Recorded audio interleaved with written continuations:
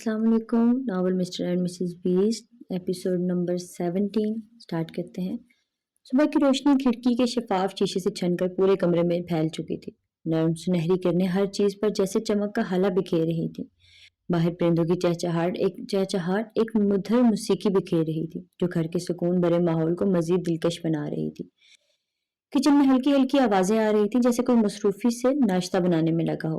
نیم و آنکھوں سے کمرے کے باہر نکلی تو سامنے کا منظر دیکھ کر حیران رہ گئی. باران جو ہمیشہ کاموں سے دور بھاگتا تھا آج ٹراؤزر اور شرٹ میں ملبوس کچن میں کھڑا مہارت سے ناشتہ بنا رہا تھا. اس کے چہرے پر عجیب سا سکون تھا جیسے وہ اسی کام میں مکمل طور پر مگن ہو. مریم کچھ لمحے سے اسے دیکھتی رہی پھر مسکراتے ہوئے آگے بڑھی اور نرمی سے پوچھا, یہ کیا ہو رہا ہے؟ باران نے ایک نظر اس پر ڈالی اور مسکراتے ہوئے چمچ ہلانے لگا. ناشتہ بنا رہا ہوں اپنی مدھو مکھی کے لیے. مریم کے لبوں پر ہلکی سی مسکراہٹ کھل اٹھی.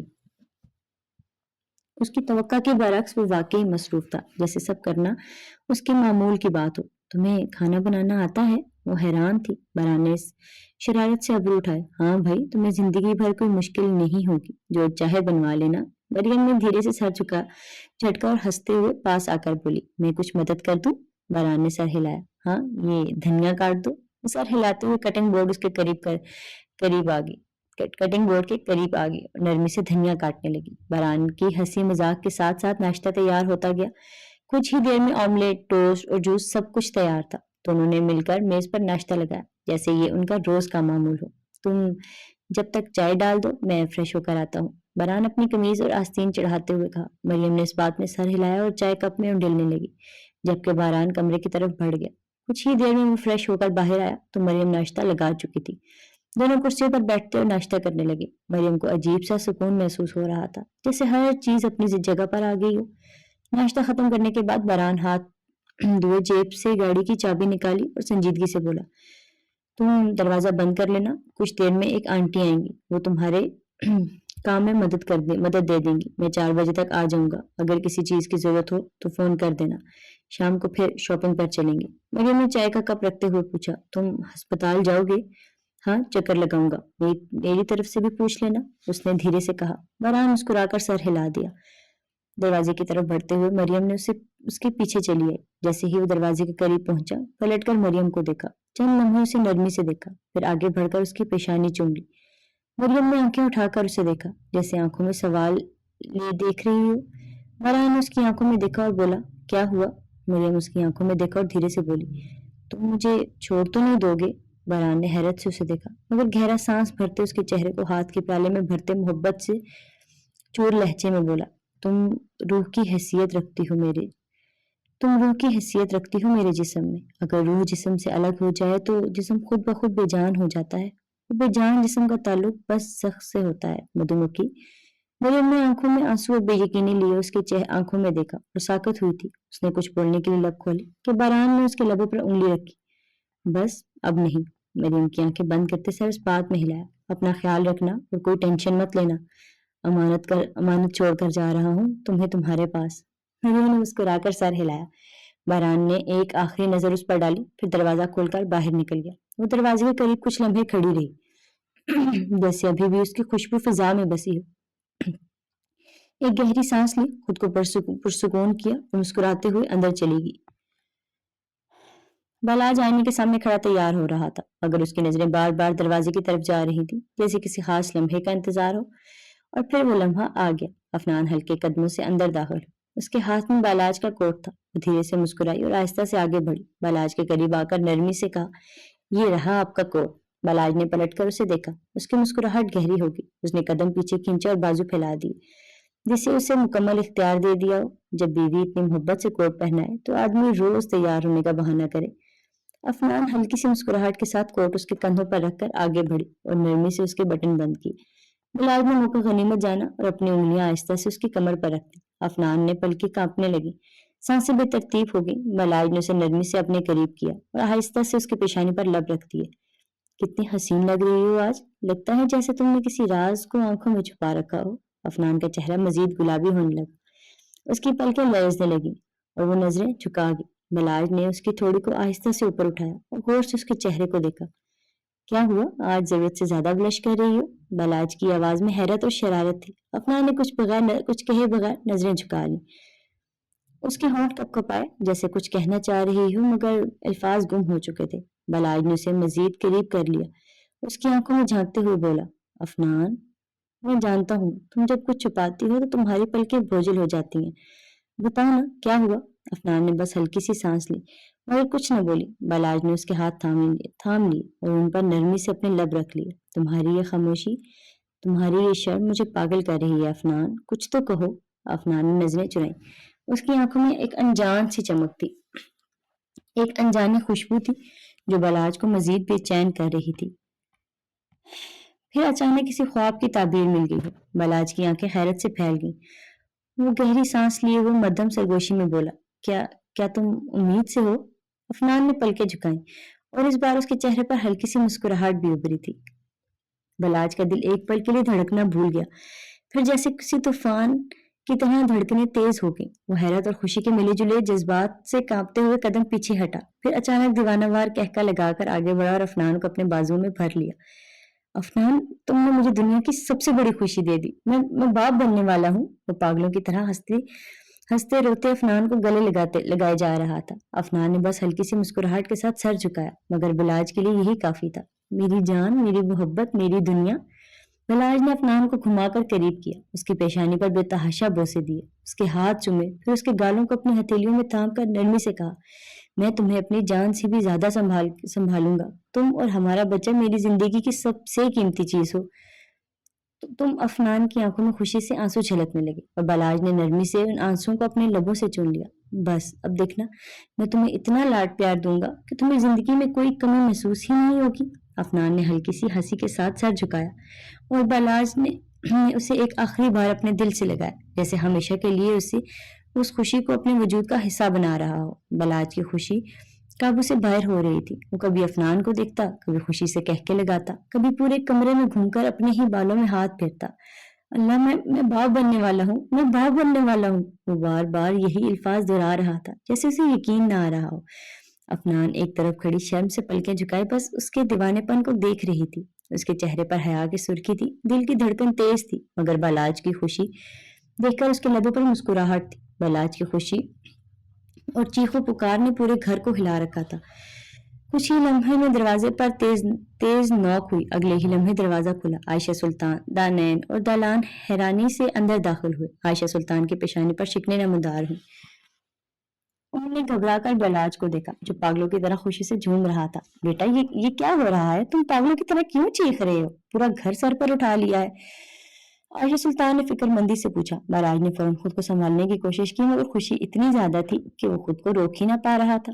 وہ کبھی ہنستا، کبھی افنان کی طرف دیکھا، کبھی اپنی پیشانی پر ہاتھ رکھ کر حیرانگی سے کھڑا ہو جاتا۔ افنان نے شرم سے فوراً نظریں جھکا لی، اس کا چہرہ گلابی ہو چکا تھا۔ دلان اور دانین ایک دوسرے کو حیرانی سے دیکھتے آہستہ سے افنان کے قریب آئے اور گردن ہلا کر اشاروں میں پوچھنے لگی، کیا ماجرا ہے؟ کیا ہو رہا ہے؟ افنان نے بس ہلکی سی مسکراہٹ کے ساتھ سر جھکا لیا، جیسے کچھ کہنے کی ہمت ہی نہ ہو۔ بلاج نے فوراً عائشہ سلطان کی طرف قدم بڑھائے، ان کا چہرہ اپنے ہاتھوں کے پیالے میں بھرتے ہوئے محبت سے بولا، ماما، آپ دادی بننے والی ہیں۔ چند لمحے کے لیے جیسے وقت رک گیا ہو۔ عائشہ سلطان نے حیرت سے اسے دیکھا، جیسے ان کے دماغ نے بلاج کی بات کو سنا ہی نہ ہو۔ وہ ساکت رہ گئی، پھر ایک دم ان کی آنکھیں خوشی سے چمکنے لگی اور انہوں نے بلاج کو دیوانہ وار گلے سے لگا لیا۔ میرے بچے، سچ میں دادی بننے والی ہوں؟ ان کی آواز خوشی سے کانپ رہی تھی۔ جی ماما، آپ دادی بننے والی ہیں، بلاج نے ہنستے ہوئے دوبارہ کہا، جیسے وہ پوری دنیا کو یہ خوشخبری سنانا چاہتا ہو۔ یہ سن کر دانین اور دلان کی خوشی بھی آسمان کو چھونے لگی۔ وہ دونوں فوراً افنان کی طرف بڑھے اور اسے محبت سے گلے لگا لیا۔ واہ باجی، یہ تو سب سے بڑی خوشخبری ہے، دانین خوشی سے چمک کر بولی، جبکہ دلان نے ہنستے ہوئے کہا، باجی اب تو ہماری لاڈلی آنے والی ہے، بس دیکھ لینا، میں سب سے زیادہ لاڈ کروں گا۔ افنان نے شرم سے بس سر جھکا لیا، مگر اس کی آنکھوں میں چمک تھی، ہونٹوں پر شرمیلی مسکراہٹ تھی۔ عائشہ سلطان اپنی بہو کو محبت سے دیکھا، پھر آگے بڑھ کر اسے گلے لگا لیا، اس کے سر پر شفقت سے بوسہ دیا۔ میری بچی، اللہ تمہیں ہمیشہ خوش رکھے، تمہیں اور میرے آنے والے پوتے کو اپنی امان میں رکھے، یہ ہمارے خاندان کی سب سے بڑی خوشی ہے۔ انہوں آنکھوں سے بولی۔ بلاج نے خوشی سے ایک اور کہکا لگایا اور افنان کی طرف بڑھا، پورے کمرے میں خوشیوں کی روشنی پھیل چکی تھی۔ ہنسی مسکراہٹیں کہہ کے محبت سب ایک ساتھ جھلک رہے تھے. کافی دنوں بعد ان سب کو کوئی خوشی نصیب ہوئی تھی. ماہین یونیورسٹی کیفیٹیریا کے ایک کونے میں چپ چاپ بیٹھی ہوئی تھی. اس کے چہرے پر وہ چمک نہیں تھی جو عام طور پر جہان کو دیکھ کر آ جایا کرتی تھی. وہ بس اپنے ہی ہاتھ پکڑی کافی کے کپ کو گھور رہی تھی جیسے کوئی بھی گہری سوچ میں ہو. جہان جب اندر داخل ہوا تو سیدھا اس کی طرف آیا، لیکن جیسے ہی اس نے ماہین کے چہرے پر اداسی دیکھی اس کی شوخی کچھ کم ہوگی. وہ کرسی کھینچ کر اس کے سامنے بیٹھا اور کوہنی میز پر رکھ کر سنجیدگی سے بولا، کیا ہوا؟ آج میرے آنے پر وہ شوخ مسکراہٹ کہاں گئی؟ ماہین نے گہرا سانس لیا. نظریں اب بھی نیچے تھیں. کچھ نہیں، بس ایسے ہی. جہان نے آنکھیں تنگ کرتے ہوئے اسے غور سے دیکھا. ماہین، مجھے پتا ہے جب تم ایسے کہتی ہو تو تب کچھ نہ کچھ گڑبڑ ہوتی ہے، ماہین نے بمشکل مسکرا کر کہا. پھر وہی بدتمیزی؟ جہان نے ہلکا سا مسکراتے ہوئے ہاتھ بڑھایا اور اس کے کافی کے کپ پر انگلی ماری. اب بولو، کیا ہوا؟ ماہین کے ایک لمحے کے لیے گہری سانس لی اور پھر آہستہ آواز میں بولی، بھائی نے پھر منع کر دیا ہے کہ میں تمہارے ساتھ نہ جاؤں. کہہ رہے تھے اب اگر میں تمہارے ساتھ دیکھی گئی تو مجھ سے سخت ناراض ہو جائیں گے. جہان کی مسکراہٹ دھیرے دھیرے مدھم پڑ گئی. وہ خاموشی سے اسے دیکھتا رہا جیسے کچھ سوچ رہا ہو. پھر وہ کرسی کی پشت سے ٹیک لگا کر بولا، تو یہ بات ہے. ماہین نے ہلکی سی ہنسی کے ساتھ سر جھٹکا لیکن آنکھوں میں نمی تھی. میں جانتی ہوں کہ اب تم کہو گی کہ مجھے ان سب باتوں کی پرواہ نہیں کرنی چاہیے، لیکن جہان وہ میرے بھائی ہیں، میں ان کی عزت کرنا چاہتی ہوں. جہان نے کوئی جواب نہیں دیا. وہ بس میز پر انگلیاں بجاتا رہا جیسے کسی نامکمل دھن کو ترتیب دے رہا ہو. ماہین نے بے چینی سے اسے دیکھا. کچھ تو کہو. جہان نے ایک لمبا سانس لیا اور ہلکی مسکراہٹ کے ساتھ سر جھٹک دیا. پتا ہے ماہین، کبھی کبھی زندگی میں ایسی باتیں آ جاتی ہیں جن پر ہمارا کوئی اختیار نہیں ہوتا، لیکن ہاں، میں یہ ضرور کہوں گا، تم جو کر رہی ہو وہ غلط نہیں. بھائیوں کی عزت کرنا اچھی بات ہے. مگر وہ ایک لمحے کو رکا جیسے الفاظ سن رہا ہو. پھر بولا، مگر کچھ رشتے خون کے نہیں دل کے بھی ہوتے ہیں اور ان رشتوں کا بھی خیال رکھنا پڑتا ہے. ماہین نے آنکھوں سے مسکرا کر سر ہلایا. تم ہمیشہ باتوں کو اتنا گہرا کیوں بنا دیتے ہو؟ جہان نے کندھے اچکائے. کیونکہ گہری باتیں ہی زیادہ تر یاد رہتی ہیں. دونوں چند لمحے خاموش رہے، پھر ایک دوسرے کی آنکھوں میں جواب ڈھونڈ رہے ہوں. پھر اچانک جہان نے اپنی گھڑی پر نظر ڈالی، میز سے موبائل اٹھایا اور بنا کچھ کہے کھڑے ہو گیا. ماہین نے چونک کر اسے دیکھا. کہاں جا رہے ہو؟ جہان نے کچھ نہیں کہا، بس ایک پل کو اسے دیکھتا رہا. پھر دھیرے سے مسکرا کر بولا، کبھی کبھی خاموشی سب سے زیادہ بولتی ہے ماہین. یہ کہہ کر وہ پلٹ کر کیفے سے باہر نکل گیا. ماہین کی نظریں اسے جاتے ہوئے دیکھتی رہیں. جب کچھ کہنا چاہتی ہو، روکنا چاہتی ہو، مگر الفاظ ساتھ چھوڑ گئے تھے. کمرے میں ہلکی مدھم روشنی تھی. دیوار پر لگا وال کلاک رات کے 11 بجا چکا تھا. پورے کمرے میں گہری خاموشی کا راج تھا. بیڈ پر مراد سکون سے بیٹھا ہوا تھا. موبائل ہاتھ میں تھا. وہ پوری سنجیدگی سے اپنی میلز چیک کر رہا تھا. اس کا چہرہ بے تاثر تھا، جیسے ارد گرد کے ماحول کا اسے کوئی احساس نہ ہو. دوسری طرف ماہپارہ صوفے پر ترچھی بیٹھی تھی. اس کی نظریں جھکی ہوئی تھی جیسے وہ کسی گہری سوچ میں گم ہو. دونوں کے درمیان خاموشی کی دیوار حائل تھی، ایک ایسی خاموشی جو لفظوں سے زیادہ وزنی لگ رہی تھی. اچانک ماہپارہ کے دل میں ایک عجیب سا بوجھ محسوس ہونے لگا. اس نے گھبرا کر اپنا ہاتھ پیٹ پر رکھا. طبیعت ایک دم خراب محسوس ہوئی، جیسے سینے میں گھٹن ہو رہی ہو، سانس لینا مشکل لگنے لگا ہو. اور پھر یکدم معدے میں مروڑ سا اٹھا. وہ ایک جھٹکے سے اٹھی اور تیزی سے واش روم کی طرف بھاگی. مراد نے اچانک اسے یوں بے اختیار بھاگتے دیکھا تو اس کے ماتھے پر شکنیں ابھری. پہلے وہ حیران ہوا، پھر پریشان. اس کے دل میں ایک لمحے کو بے چینی سی دوڑی، مگر وہ خاموشی سے اسے جاتے دیکھ رہا تھا. اسی لمحے کمرے کا دروازہ کھلا اور فاطمہ سلطان اندر داخل ہوئی. ان کی نظریں سیدھا مراد پر پڑی جو اب بھی موبائل ہاتھ میں لیے الجھن میں مبتلا نظر آ رہا تھا. کیسا محسوس کر رہے ہو بیٹا؟ فاطمہ بیگم نے نرمی سے پوچھا. مگر اس وقت واش روم سے آواز آئی جیسے کسی نے کچھ گرایا ہو. فاطمہ بیگم فوراً چونکی اور پریشانی سے واش روم کی طرف بھاگی. ماہپارہ بیٹا تم ٹھیک ہو؟ انہوں نے دروازہ بجایا. چند لمحوں بعد دروازہ آہستہ سے کھلا اور ماہپارہ باہر نکلی. اس کا چہرہ زرد پڑ چکا تھا، ہونٹ خشک تھے اور آنکھوں میں تھکن واضح تھی. کیا ہوا بیٹا؟ فاطمہ بیگم نے فکر مندی سے اس کے چہرے کو دیکھتے ہوئے پوچھا. ماہپارہ نے سر جھکا لیا اور زبردستی مسکراتے ہوئے بولی، کچھ نہیں، بس یوں ہی طبیعت خراب ہو گئی تھی. بیٹا ڈاکٹر کو چیک کروا لو. یہ کوئی عام بات نہیں لگ رہی. ماہپارہ نے فوراً نفی میں سر ہلایا. نہیں، کچھ نہیں ہوا، میں ٹھیک ہوں. فاطمہ بیگم نے بے یقینی سے اسے دیکھا مگر زیادہ زور نہ دیا. مراد اب بھی خاموش تھا. اس کی نظریں موبائل کی اسکرین پر تھیں، مگر اس کی توجہ اب کہیں اور تھی. وہ بظاہر لاتعلق لگ رہا تھا مگر اس کی آنکھوں میں ہلکی سی الجھن تھی۔ کمرے میں ایک بار پھر سے خاموشی چھا گئی مگر اس خاموشی میں اب کئی سوال گونج رہے تھے۔ ملاج ناشتے کے بعد مٹھائی کھاتے ہوئے گاڑی کی چابی اٹھا کر دروازے کی طرف بڑھا ہی تھا کہ پیچھے سے دانائن کی آواز آئی، بلاج بھائی۔ بلاج رک کر پلٹا اور مسکراتے ہوئے بولا، جی گڑیا کیا بات ہے؟ دانائن تھوڑا جھک کر آگے بڑھی، بھائی آپ کو زینب یاد ہے، میری دوست جو شادی میں بھی آئی تھی؟ بلاج نے کچھ لمحے سوچا اور پھر بولا، ہاں یاد ہے، کیوں کیا ہوا؟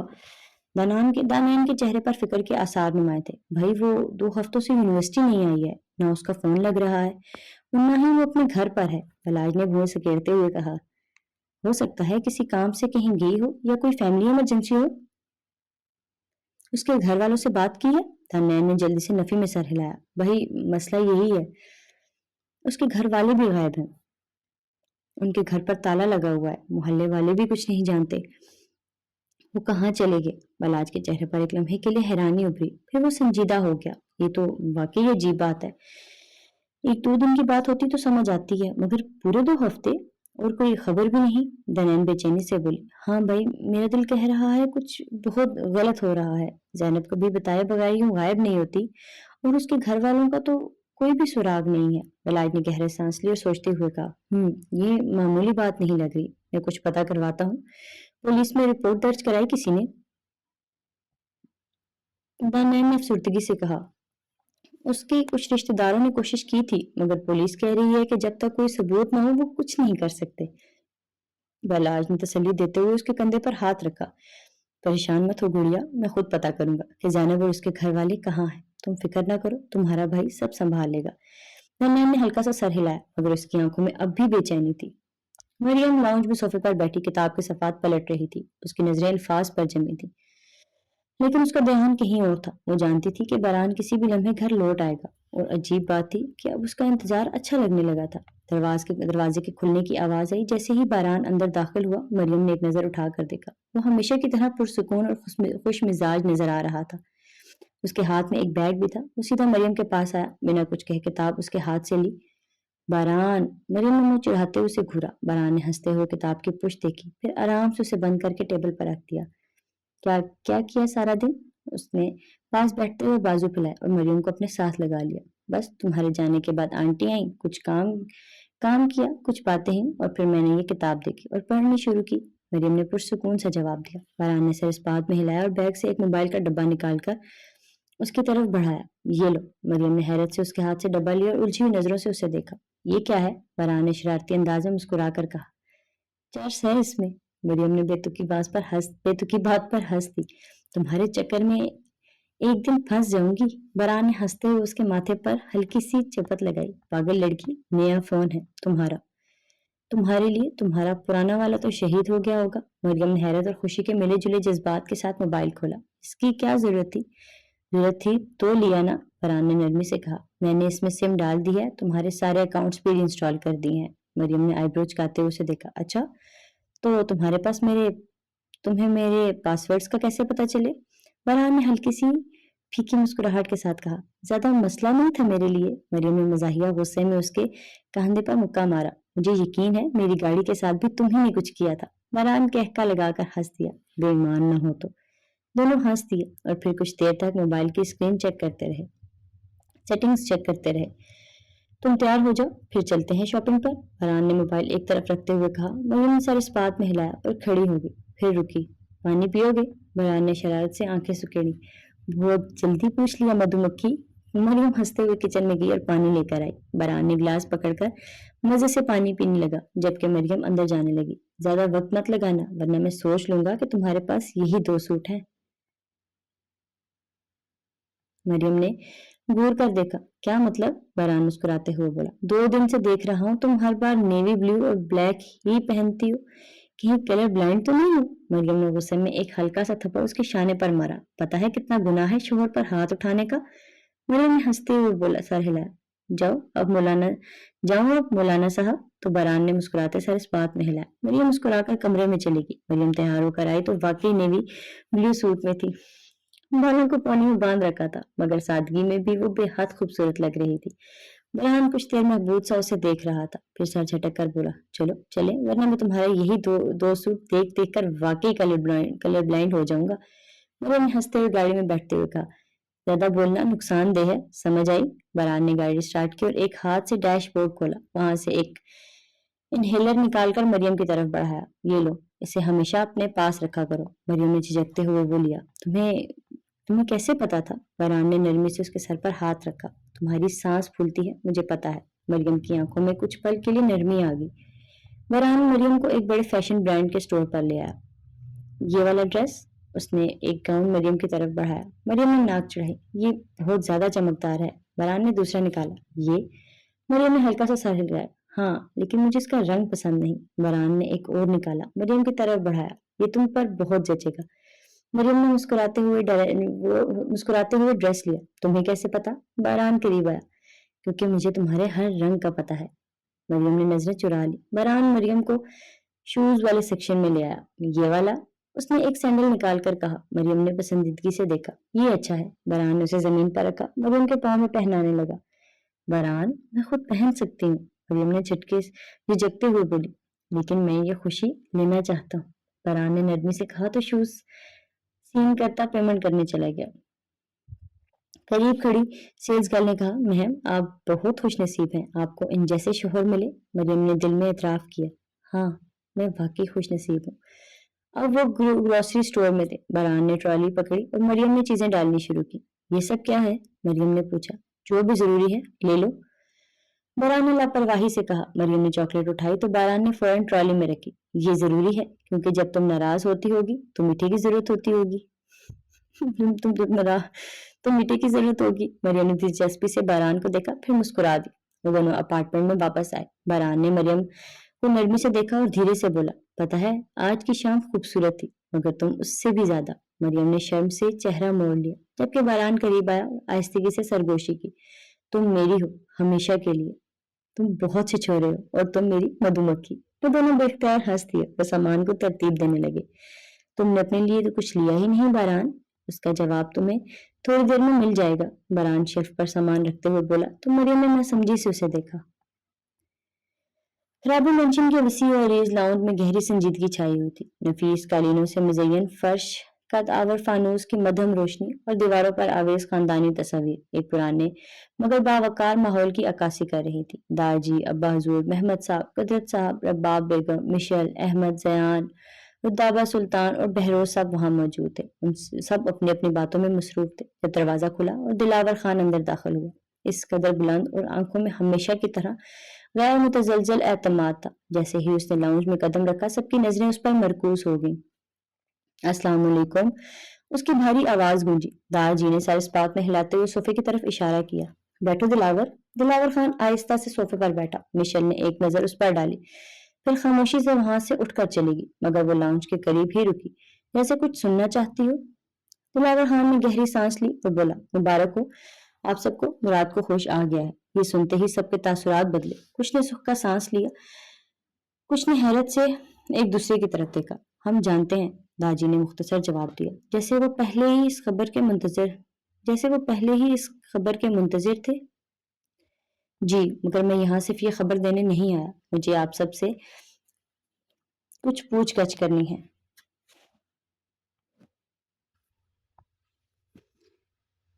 मुझे आपसे कुछ पूछगछ करनी है।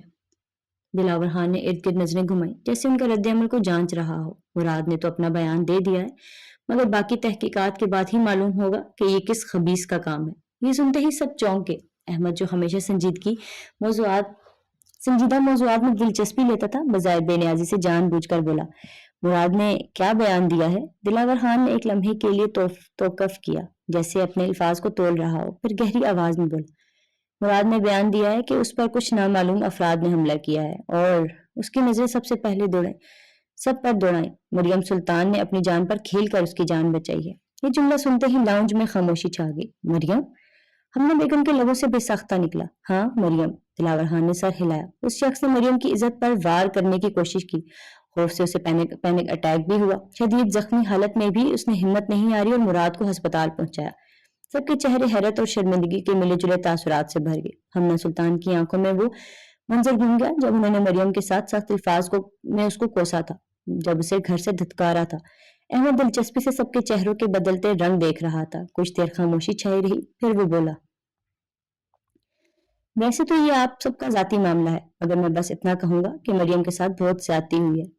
وہ جس قدر بے قصور تھی اتنی ہی مظلوم بھی تھی۔ باقی تحقیقات کے بعد اصل مجرم کا پتہ چل جائے گا۔ پتہ چلوانے کی کیا ضرورت ہے؟ زیان جو اب تک خاموش بیٹھا تھا اچانک بول اٹھا، ہم سب جانتے ہیں مجرم اور کون ہو سکتا ہے؟ سب نے حیرانگی سے زیان کی طرف دیکھا۔ آپ کس کی بات کر رہے ہیں زیان صاحب؟ دلاور خان نے ابرو چڑھاتے ہوئے سنجیدگی سے پوچھا۔ زیان نے سیدھا ہوتے ہوئے سنجیدگی سے کہا، میں زین شمس خان کی بات کر رہا ہوں۔ یہ نام سنتے ہی کمرے میں ایک سرد ہوا چلنے کا احساس ہوا۔ سب کو جیسے کسی نے حقیقت کے آئینے میں جھانکنے پر مجبور کر دیا۔ پہلے تو سب حیران ہوئے مگر پھر ایک ایک کر کے سر ہلانے لگے۔ دلاور خان نے سنجیدگی سے کہا، یہ تو مکمل تحقیقات کے بعد ہی ثابت ہوگا کہ مجرم کون ہے۔ اور یہ کہتے ہوئے اٹھ کھڑا ہوا۔ ابھی وہ جا ہی رہا تھا کہ پیچھے محمد صاحب کی بھاری مگر افسوس زدہ آواز ابھری، بہت زیادتی کی ہے ہم نے اس بچی کے ساتھ۔ سب شرمندگی سے نظر جھکا لی۔ محمد صاحب اٹھ کر چلے گئے۔ ان کے پیچھے رباب بیگم بھی خاموشی سے چل دی۔ کچھ لمحے بعد احمد بھی لاؤنج سے اٹھا۔ لاؤنج میں اب بھی سناٹا تھا مگر وہ سناٹا سب کی روح میں اتر چکا تھا۔ مریم اور باران کچن میں مصروف تھے۔ گروسری کا سامان ترتیب دیا جا رہا تھا۔ مریم ڈبے الماری میں رکھ ہی رہی تھی کہ جب باران کچھ سبزیاں فریج میں رکھ رہا تھا۔ یہ کہاں رکھوں؟ مریم نے ہاتھ میں ایک جار اٹھا کر پوچھا۔ باران نے اس کی طرف دیکھا، پھر مسکرا کر اس کی کمر میں بازو ڈال کر سرگوشی کی۔ یہ تو میرے دل میں رکھنے کی چیز ہے۔ مریم نے گھورا اور دھیرے سے اسے پیچھے دھکیلا۔ فضول باتیں نہ کرو، ہٹاؤ ہاتھ بٹاؤ۔ باران نے ایک لمحے کے لیے اسے محبت بھری نظروں سے دیکھا، پھر اچانک جھک کر اس کی گردن پر ہلکا سا بوسہ دیا۔ مریم چونک کر پیچھے ہوئی۔ باران، وہ شرارت سے بولا مگر اسی لمحے دروازے کی بیل بجی۔ باران نے آنکھیں گھما کر کہا، لو آ گئی بخت۔ مریم ہنستے ہوئے بولی۔ کون؟ باران نے کندھے چکاتے ہوئے کہا۔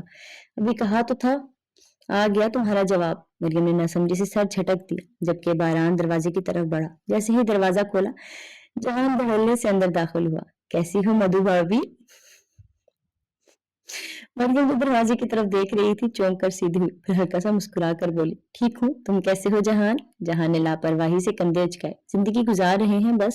باران نے اسے اوپر سے نیچے تک دیکھا، پھر ماتھے پر بل ڈال کر بولا، سارے سامان نہیں لے کر آیا؟ جہان نے ہاتھ جھاڑتے ہوئے بولا، باہر ڈگی میں پڑا ہے، نکال لو جا کے۔ باران نے اسے لعنت دی، ہڈ حرام۔ جہان مصنوعی حیرت سے بولا، لو بھائی اتنی محنت کی ہے، سب سے چھپ کر آپ کا سمیٹا اور ماما نے پکڑ لیا، انہیں لگا کہ میں اپنے آپ کے کپڑے چرا رہا ہوں۔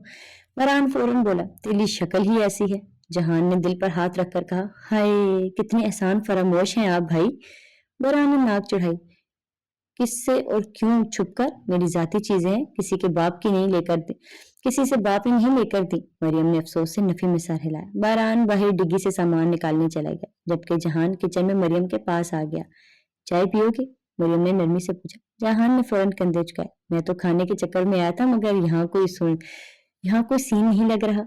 مریم نے کہہ کر لگایا، تم رک جاؤ، بس تھوڑی دیر میں کچھ بناتی ہوں۔ باران اندر آیا اور جہان کی طرف دیکھ کر طنزیہ بولا، اس کا پیٹ صرف جوتوں سے بھرے گا۔ مریم نے اسے گھورا، تم چپ کرو، پتہ نہیں بھائی ہو یا کسائی۔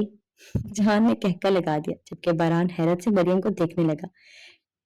ٹھیک ہے مدھو مکھی، پارٹی بدل لی تم نے، وہ بولا۔ مریم مسکرا دی جبکہ باران سوٹ کیس کھول کر سامان دیکھنے لگا۔ جہان لاؤنج میں گیا اور دھپ سے صوفے پر بیٹھ کر ریموٹ اٹھایا، چلو کچھ دیکھتے ہیں۔ مریم کھانے کی تیاری میں مصروف ہو گئی جبکہ باران اسے مسلسل دیکھ رہا تھا۔ باران کچن میں آیا اور مریم کے ہاتھ سے چمچ لیتے ہوئے بولا، کیوں تھکا رہی ہو خود کو، چھوڑو اسے۔ مریم نے مسکراتے ہوئے کہا، میں ٹھیک ہوں، تم کرنے دو، اور ویسے بھی تمہارے لیے نہیں بنا رہی۔ باران نے شرارت سے سر ہلایا اور بولا، اچھا، اور پھر نرمی سے مریم کی گردن پر ہلکے سے رب رکھے۔ مریم نے فوراً گھبرا کر پیچھے دیکھا، پاگل ہو، جہان بیٹھا ہوا ہے۔ باران نے کندھے چکائے، تو مریم نے اسے دھکا دے کر پیچھے کیا، دوبارہ کھانے میں لگ گئی۔ جہان مہین کو ساتھ کیوں نہیں لائے؟ مریم نے پوچھا۔ جہان نے آہ بھری، اس کا ہٹلر بھائی جیسے آنے دیتا۔ کیوں بھائی؟ مریم نے حیرت سے پوچھا۔ جہان نے ریموٹ پھینکا اور دوبارہ کچن میں آ گیا، پتہ نہیں کیا مسئلہ ہے ان کا؟ مہین نے کہا ہے کہ حنان بھائی نے سختی سے منع کر دیا ہے کہ وہ میرے ساتھ آئندہ دیکھی گئی تو اس سے ناراض ہو جائیں گے۔ اوہ، مریم نے افسوس سے کہا، تو اب کیا کرو گی؟ جہان نے مایوسی سے کہا۔ ظاہر سی بات ہے، ملنا جلنا ختم۔ مریم نے اس کا حوصلہ بڑھایا تو جہان نے موضوع بدلتے ہوئے کہا، کیا بنا رہی ہو؟ باران نے دور سے پاپ کارن کھاتے ہوئے چڑھایا، تیرا سر۔ مریم نے گور کر دیکھا۔ باران؟ جہان نے باران کو دیکھتے کالر جھاڑے جبکہ باران نے آنکھیں گھمائی۔ پاستا بنا رہی ہوں، مریم نے کہا۔ جہان نے آنکھیں چمکاتے ہوئے کہا، او نائس۔ وہ دوبارہ لاؤنج میں جا بیٹھا جبکہ باران مسلسل مریم کو دیکھ رہا تھا جو اپنی دھن میں کھانے کی تیاری کر رہی تھی۔ ہسپتال کے کمرے میں مدھم روشنی پھیلی ہوئی تھی۔ مراد خاموشی سے بستر پر نیم دراز تھا، اس کی نظریں چھت پر جمی تھی، چہرہ سپاٹ تھا جیسے کسی گہری سوچ میں گم ہو۔ ماں پارا ایک طرف کرسی پر بیٹھی تھی، زرد چہرہ، سوجی ہوئی آنکھیں، بکھرے بال، جیسے صدیوں کی تھکن اس کے وجود میں سرایت کر چکی ہو۔ وہ کب سے خاموش بیٹھی تھی جیسے بولنے کی ہمت ہی نہ رہی ہو۔ فاطمہ بیگم ڈسچارج پیپر سائن کر رہی تھی جبکہ احمد نرس سے آخری ہدایات لے رہا تھا۔ مراد بیٹا، اب ہم تمہیں گھر لے جا رہے ہیں، وہاں جا کر آرام کرنا، فاطمہ بیگم نے نرمی سے کہا۔ مراد نے کوئی جواب نہیں دیا۔ ماہپارہ نے آہستہ سے نظر اٹھا کر اس کی طرف دیکھا مگر اب وہ بھی رخ موڑے بیٹھا تھا۔ اس کے دل میں درد کی ایک لہر سی اٹھی مگر وہ کچھ کہنے کی ہمت نہ کر سکی۔ احمد نے مراد کے قریب آ کر کندھے پر ہاتھ رکھا، چل، سب کچھ تیار ہے، اب چلیں۔ مراد نے گہرے سانس لی اور آہستہ سے سر ہلایا۔ گاڑی اسپتال کے آہستے سے باہر نکلی تو اندر کی ایک بھوجل خاموشی چھا گئی۔ احمد ڈرائیونگ کر رہا تھا، فاطمہ بیگم اور ماہپارہ پچھلی سیٹ پر بیٹھی تھی جبکہ مراد فرنٹ سیٹ پر چپ چاپ باہر دیکھ رہا تھا۔ چند لمحے یوں ہی گزرے مگر پھر مراد نے اچانک کہا، مجھے مریم اور باران کے پاس جانا ہے۔ فاطمہ بیگم نے فوراً چونک کر کہا، بیٹا، ابھی تمہاری طبیعت بھی مکمل ٹھیک نہیں ہوئی ہے، سیدھا گھر چلو، آرام کرو۔ مراد نے پہلی بار سنجیدگی سے ان کی طرف دیکھا۔ ماما، میں نے کہا نا مجھے ان کے پاس جانا ہے۔ احمد نے بیک ویو مرر سے اس کی طرف دیکھا اور آہستہ سے کہا، مراد ابھی ہم گھر چلتے ہیں، کل چلے جانا۔ مراد نے سختی سے گردن نفی میں ہلائی، نہیں، میں ان دونوں کو لیے بغیر گھر نہیں جاؤں گا۔ ماہپارہ بے اختیار اس کی طرف دیکھا، ان کی آنکھوں میں اداسی تھی۔ مراد نے اب تک اس سے ایک لفظ نہیں کہا تھا مگر مریم کا نام لیتے ہی اس کی آواز میں جو شدت تھی وہ ماہپارہ کے دل پر ایک اور چوٹ لگا گئی۔ فاطمہ بیگم نے احمد کو ایک نظر دیکھا جیسے مشورہ چاہ رہی ہوں، پھر ایک گہری سانس لی۔ ٹھیک ہے، اگر تمہاری ضد ہے تو چلو مگر زیادہ دیر مت کرنا۔ مراد نے اس بات میں سر ہلایا مگر جبکہ ماہپارہ نے بس خاموشی سے اپنی چادر کو اور مضبوطی سے خود کے گرد لپیٹ لیا۔ اس کے بعد احمد نے گاڑی تیز رفتاری سے ان کے اپارٹمنٹ کی طرف بڑھا دی۔ مریم چائے بنا کر ٹرے میں کپ سجا رہی تھی۔ کمرے میں ایک گونگی سی خاموشی پھیلی تھی۔ باران صوفے پر بیٹھا کسی گہری سوچ میں گم، انگلیوں سے میز پر ہلکی تپاہٹ دے رہا تھا جبکہ جیسے ذہن کی الجھنوں کو دور کر رہا ہو۔ دروازے کی بیل نے سناٹے کو چیر کر سب کو چونکا دیا۔ جا، دروازہ کھول۔ باران نے صوفے پر بیٹھے جہان کی طرف سنجیدگی سے اشارہ کیا۔ کیا مطلب جا؟ خرید لیا ہے مجھے؟ جہان نے سستی سے جواب دیا جیسے نیند سے ابھی جاگا ہو۔ باران نے پرس سے 1000 کا نوٹ نکالا اور اس کی طرف اچھال دیا، لے، خرید لیا، اب جا دروازہ کھول۔ سب لہجے میں بولا، مولا خوش رکھے شہزادے۔ نوٹ پکڑتے ہوئے جہان ہنسا اور طنز میں لپٹی دعا دے کر اٹھ کھڑا ہوا۔ مریم نے دونوں کو حیرت و ہنسی کے ملے جلے تاثرات سے دیکھا اور پھر دھیرے سے مسکرا دی۔ اتنے میں جہان دروازہ کھولنے چلا گیا۔ دروازہ کھلتے ہی باہر 4 چہرے استسادہ تھے، عائشہ سلطان، شہروز صاحب، رباب بیگم اور محمد کارابے۔ سلام حضوران گرامی۔ جہان نے ایک لمحے کی حیرانی کے بعد فوجی انداز میں سلیوٹ مارا۔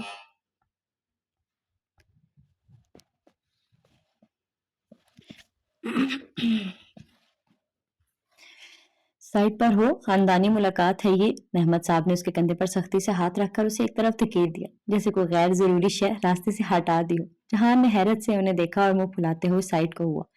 اندر بیٹھے باران نے آواز سنی، چونکا اور دروازے کی سمت دیکھا۔ ان سب کو دیکھ کر لمحہ بھر کو ساکت رہ گیا۔ مریم نے جوں ہی عائشہ سلطان کو دیکھا، ہاتھ میں موجود ٹرے وہیں رکھی اور تیزی سے ان کی طرف لپکی۔ میری بیٹی، میری جان، اب کوئی تمہیں تکلیف نہیں دے گا۔ عائشہ سلطان نے باہیں پھیلائیں اور مریم کو گلے لگا کر اس کے پشت سہلاتے ہوئے کہا۔ شہروز صاحب آگے بڑھے، مریم کے سر پر ہاتھ رکھا، نرمی سے اپنی طرف کھینچ لیا۔ بیٹا، اب ہم سب تمہارے ساتھ ہیں، ہم دیر سے آئے مگر اب کہیں نہیں جائیں گے۔ ان کے لہجے میں گمبھیر یقین تھا۔ رباب بیگم نے مریم کو گلے لگایا، اس کا ماتھا چوما اور کہا، کیسی ہے میری پیاری بچی، کتنی کمزور ہو گئی ہو۔ برہان یہ سب دیکھتا رہا اور پھر چپ چاپ برتن سمیٹنے لگا، جیسے دل کی اتھا گہرائیوں میں کوئی شور ہو جس پر وہ خاموشی کی چادر ڈالنا چاہتا ہو۔ ہمیں کس بات کی اکڑ دکھا رہا ہے یہ؟ محمد صاحب کی تلخ آواز کمرے میں گونجی۔ برہان رک گیا، آہستہ سے پلٹا اور رباب بیگم کی طرف دیکھا۔ وہ بازو پھیلائے کھڑی تھی۔ برہان کے قدم ڈگمگائے مگر پھر وہ ان کی طرف بڑھا، ان کے سینے سے لگ گیا۔ میرا بچہ، کیسے ضدی ہو تم؟ رباب بیگم نے اس کے بالوں میں انگلیاں چلاتے ہوئے نرمی سے کہا۔ پھر وہ محمد صاحب کے سامنے آیا۔ گندی اولاد، اسی دن کے لیے بڑا کیا تھا، ماں باپ سے منہ موڑنے کے لیے؟ محمد صاحب نے اس کا کان مروڑتے تیکھے لہجے میں کہا۔ بابا ایسا کچھ نہیں تھا، میں بس… برہان نے سر جھکاتے ہوئے کچھ کہنا چاہا۔ بس کرو، شکل سے ہی سمجھ آ گیا ہے۔ محمد صاحب نے اس کی بات کاٹ دی۔ جہان ایک کونے میں کھڑا یہ سب دیکھ رہا تھا۔ محمد صاحب نے مسکرا کر اس کی طرف دیکھا، پھر بولے، اور اس منحوس کو بھی کسی کام میں لگاؤ، ابھی تو پڑھائی بھی ختم ہونے والی ہے نا اس کی۔ جہان کی مسکراہٹ سمٹی۔ جی بابا، برہان نے مسکراہٹ دبانے کی کوشش کرتے ہوئے جواب دیا۔ مریم ایک طرف خاموش کھڑی تھی، آنکھوں میں نمی تھی مگر چہرے پر برسوں بعد ایک سکون کی جھلک، جیسے دل کا بوجھ ہلکا ہو۔ سب کچھ آہستہ آہستہ اپنی جگہ واپس آنے لگا تھا۔ گاڑی اپارٹمنٹ کے سامنے آ کر رکی۔ موسم کچھ ہلکا سا سرد تھا اور سورج بادلوں کے پیچھے چھپا چھپا سا لگ رہا تھا، مگر مراد آہستگی سے گاڑی سے اترا۔ اس کے چہرے پر نکاحت کے آثار اب بھی نمایاں تھے مگر آنکھوں میں ایک الگ سی ضد چمک رہی تھی۔ احمد فوراً اس کے ساتھ ہو لیا، جیسے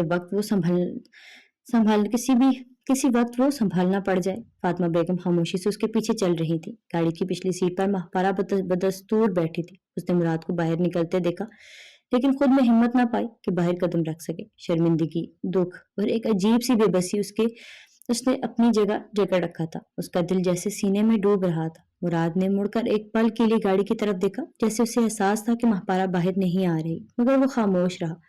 احمد نے اپارٹمنٹ کے دروازے پر پہنچ کر بیل دی۔ کچھ لمحوں بعد دروازہ کھلا اور سامنے باران کھڑا تھا۔ دروازہ کھولتے ہی وہ ساکت رہ گیا۔ مراد، فاطمہ بیگم، احمد کو ایک ساتھ دیکھ کر اس کی آنکھوں میں حیرانی دوڑی، مگر اگلے ہی لمحے وہ تیزی سے مراد کی طرف بڑھا اور اسے گلے سے لگا گیا۔ مراد، اس کے لبوں سے دھیمی آواز نکلی۔ مراد نے تھکے تھکے انداز میں اس کی پیٹھ پر ہاتھ رکھا، جیسے اس کے لمس سے ہی سکون پا رہا ہو۔ سب اندر داخل ہوئے۔ رباب بیگم نے محبت سے مریم کو دیکھا اور اسے گلے سے لگا لیا۔ محمد کا رابع اور جہان نے اس کے سر پر ہاتھ پھیرا۔ جواب حیرانگی اور خوشی کے بیچ معلق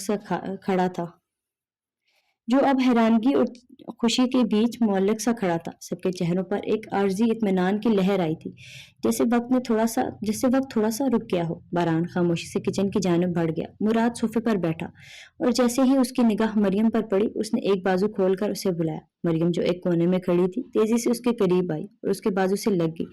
مراد نے اس کے سر پر ہاتھ رکھتے ہوئے دھیرے سے کہا، میری جان مقروض ہے تمہاری۔ مریم نے نفی میں سر ہلایا۔ اس کی آنکھوں میں نمی تھی مگر لبوں پر سکون۔ اسی لمحے باران اور جہان چائے لے کر آئے۔ چائے کے کپ سب کے سامنے رکھے گئے۔ جہان اور مریم نے مل کر سب کو چائے پیش کی۔ محبت سے لبریز ماحول میں اچانک محمد صاحب نے کہا، مراد، تمہیں آرام کرنا چاہیے تھا۔ عائشہ بیگم بھی نرمی سے بولی، ہاں بیٹا، ابھی تم کمزور ہو، آرام کر لیتے۔ مراد نے چائے کا کپ ہاتھ میں لیتے ہوئے سر نفی میں لایا۔ نہیں آنٹی، مجھے باران اور مریم کو دیکھنا تھا، میں ان دونوں کو ساتھ لے کر جانا چاہتا ہوں۔ باران نے ضبط سے مٹھیاں بھینچی۔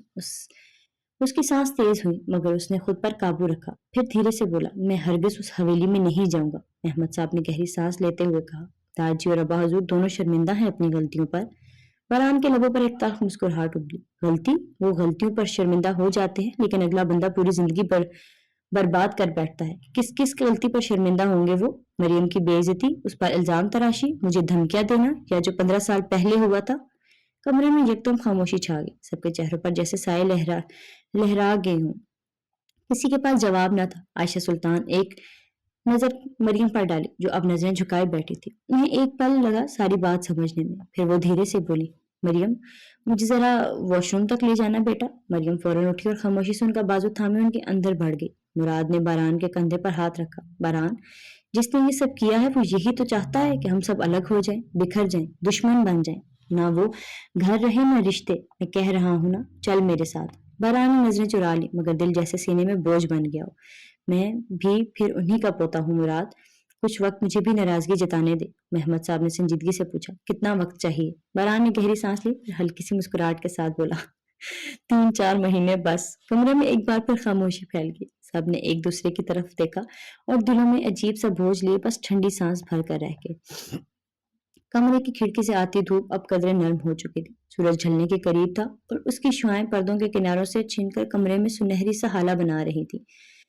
مریم خاموشی سے عائشہ سلطان کو واش روم کی جانب لے جا رہی تھی، وہ تھکی تھکی سی لگ رہی تھی مگر چہرے پر فکر واضح جھلک واضح تھی۔ کمرے کے اندر داخل ہوتے ہوئے انہوں نے دروازہ دھیرے سے بند کیا، پھر مریم کا بازو تھام کر نرمی مگر سنجیدگی سے اسے روک لیا۔ تم نے باران کو سب کچھ بتا دیا ہے کیا؟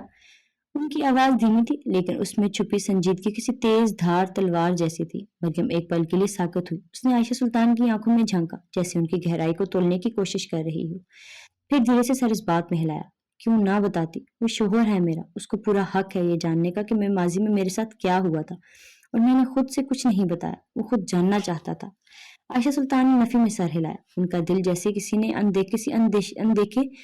اندیشے کی گرفت میں آ گیا ہو۔ وہ آگے بڑھی اور مریم کے دونوں بازو تھام لیے۔ مریم تم نے کیا کر دیا؟ تم جانتی ہو آگے اس کا کیا نتیجہ ہو سکتا ہے؟ مریم نے دھیرے سے بازو چھڑایا لیکن ان کی آنکھوں سے نظریں نہ ہٹائیں، ان کی آواز بے حد ٹھہراؤ تھا۔ میں نہیں جانتی کہ آگے کیا ہوگا لیکن میرے دل میں سکون ہے، اور میں کیوں نہ بتاتی اس شخص کو وہ ساری حقیقت جو تب میرے ساتھ کھڑا رہا جب کوئی میرے ساتھ نہیں تھا۔ عائشہ سلطان کا چہرہ جیسے ایک لمحہ کو بجھ سا گیا، انہوں نے ایک گہری سانس لی اور پھر دھیرے سے بولی، ہم سب تمہارے ساتھ تھے، تمہارے لیے لڑے، تمہارے حق میں بولے۔ مریم کی آنکھوں میں نمی سی اتر آئی، اس نے ہلکی سی مسکراہٹ کے ساتھ سر جھکا دیا۔ مگر میرے پاس نہیں تھے، آپ سب میرے لیے تھے لیکن میرے ساتھ نہیں، میں تنہا تھی۔ اس وقت باران تھا میرے پاس، ایک اجنبی ہو کر بھی۔ کمرے میں کچھ لمحے خاموشی چھا گئی، عائشہ سلطان جیسے کچھ بولنا چاہ رہی ہوں مگر الفاظ نہیں مل رہے تھے۔ پھر انہوں نے ایک قدم پیچھے ہٹ کر اس کے کندھے پر ہاتھ رکھا۔ تم نے باران کو بتا دیا ہے لیکن اب جو قیامت وہ برپا کرے گا اسے کوئی روک نہیں پائے گا مریم، وہ اپنے غصے میں کچھ بھی کر سکتا ہے۔ مریم نے گہری سانس لی اور ٹھہر کر بولی، آپ فکر مت کریں، وہ جانتا ہے کہ کب کیسے اور کیا کرنا ہے۔ وہ جذباتی ضرور ہے مگر جلد باز نہیں، وہ کھیل کو تحمل سے کھیلنا جانتا ہے۔ عائشہ سلطان کی آنکھوں میں بے یقینی اور دعا کے رنگ اکٹھے جلملائے۔ اللہ کرے ایسا ہی ہو، اللہ کرے۔ انہوں نے دھیرے سے مریم کو اپنے سینے سے لگا لیا۔ مریم نے آنکھیں بند کر لیں جیسے ان کے سینے سے لگ کر برسوں کا بوجھ ہلکا کر رہی ہو۔ کچھ دیر بعد وہ دونوں کے کمرے سے باہر نکلی، باہر کا منظر وہی خاموشی تھی مگر ہوا میں کچھ بدل چکا تھا جیسے ایک طوفان نے جنم لے لیا ہو، وہ ابھی اٹھنے کو تھا۔ جی یہاں پہ ہماری یہ ایپیسوڈ اینڈ ہوتی ہے۔ اچھا تھا سب، مجھے تو آہستہ آہستہ یہ ختم کیوں نہیں ہو رہی یار، پتہ نہیں کیا ہوگا۔ یہ جو بیچ میں ہے نا ایک عدد زیان کی سمجھ نہیں آ رہی مجھے یار، وہ ایک عجیب سا کریکٹر ہے، وہ بیچ میں کدھر سے آ گیا ہے، وہ کیوں ہے، بس وہ ایسے ہی آیا ہے۔ مطلب زین کی سمجھ آئی ہے ٹھیک ہے، زین جب انٹر ہوا تھا نا مجھے نا بڑا تھا کہ یار یہ کیوں یہ آیا ہے، اور پھر اس کی سٹوری تھوڑی واضح بھی ہوئی ہے کہ یار چلو یہ آیا ہے، اس کا ماضی تھوڑا سا یہ ہے، یہ کوئی کزن ہے ان کا کچھ اس طرح۔ یہ زیان کون ہے بھائی؟ مجھے نہیں، یہ بڑا عجیب سا لگ رہا ہے، یہ کون ہے یہ بندہ، یہ کیوں آیا ہے، یہ کدھر سے آیا ہے، یہ کیا کرنے آیا ہے، اس کا نہیں سمجھ آ رہا، اور اس کا کچھ بتایا بھی نہیں ہوا ناول میں کہ یہ کس کا کزن ہے۔ یہ باران لوگوں کا کزن ہے، ہاں ہے تو انہی کے گھر ہے تو پھر انہی کا کزن ہے، لیکن یہ کون ہے، اس کا رشتہ کیا ہے اس کے ساتھ، یہ کیوں بول رہا ہے بیچ میں، اس کی نہیں سمجھ آ رہی یار، یہ کیا بات ہوئی۔ اور حاتم کا بتاؤ بھائی، اس کی طبیعت کیسی ہے؟ مجھے اس کی ٹینشن ہو رہی ہے۔ باقی اپنا خیال رکھیے گا، بہت سارا دعا میں یاد رکھیے گا، پھر ملاقات ہوتی ہے نیکسٹ ایپیسوڈ میں۔ اللہ حافظ۔